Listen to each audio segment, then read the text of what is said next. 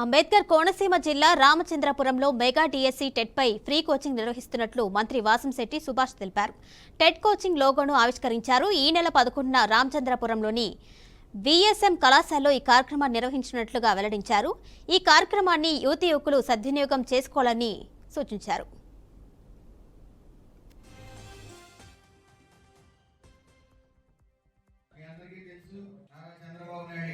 తొలి సంతకం మన ఉద్యోగ అవసరాల నిమిత్తం డిఎస్సి ఫైల్ మీద సంతకం పెట్టడం జరిగింది. అదే విధంగా 5వ సంతకం స్కిల్ సెన్సస్ మీద సంతకం పెట్టడం జరిగింది. ముఖ్యంగా నిరుద్యోగం అనే సమస్య ఈ రాష్ట్రాన్ని పట్టుకుని పీడిస్తుందో గత 5 ఏళ్లు ప్రభుత్వంలో ఎక్కడా కూడా ఒక ఉద్యోగంగా గాని ఒక పరిశ్రమ గాని రావడం జరగల.